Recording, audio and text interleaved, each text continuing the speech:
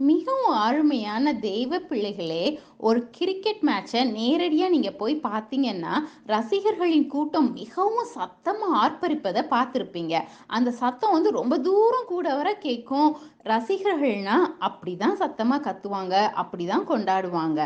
இதுல எது நமக்கு ஒரு ஆச்சரியமான காரியமா இருக்கு அப்படின்னா, ஒரு கிரிக்கெட் போட்டியில ஒரு சுழல் பந்து வீச்சாளர் ஒரு சிக்ஸர் அடிச்சதுனால ரசிகர்கள் மகிழ்ச்சியில கூச்சலிடலாம்.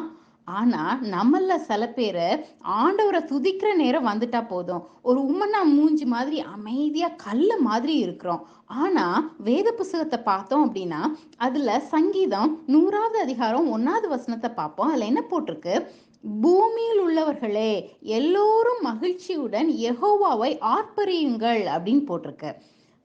இப்பவும் உங்கள்ட்ட ஒரு கேள்வி கேட்க விரும்புறேன். ஆண்டவர் உங்கள ஏதாவது ஒரு வகையில ஆசீர்வதிக்கும் போது, அவருடைய நன்மைய கவனிக்கிறீங்களா?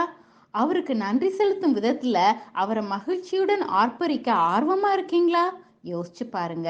இப்பவும் ஒரு சின்ன ஜெபம் செய்வோம். அன்புள்ள ஆண்டவரே, நாங்க தினமும் உமக்கு நன்றி செலுத்தி, உம்மை துதித்து, உம்மை மகிழ்ச்சியோடு ஆர்ப்பரிக்க எங்களுக்கு கிருபை செய்யணும் அப்படின்னு சொல்லி நம்ம கெஞ்சி கேட்கிறோம் ஐயா. இயேசுவின் மூலமாய் ஜெபம் கேளும் அன்புள்ள பிதாவே. ஆமென். இந்த வார்த்தைகளை கேட்டதுக்காக நன்றி. இது உங்களுடைய ஆவிக்குரிய வாழ்க்கைக்கு பிரயோஜனமாக இருந்ததுன்னா உங்க ஃப்ரெண்ட்ஸ் அண்ட் ஃபேமிலியோடு ஷேர் செய்யுங்க.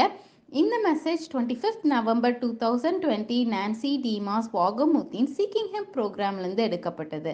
இந்த மாதிரியான நான்சின் மெசேஜஸை இங்கிலீஷில் reviveourhearts.com அப்படின்ற வெப்சைட்டில் கேட்கலாம். கர்த்தர் உங்களை ஆசீர்வதிப்பாராக.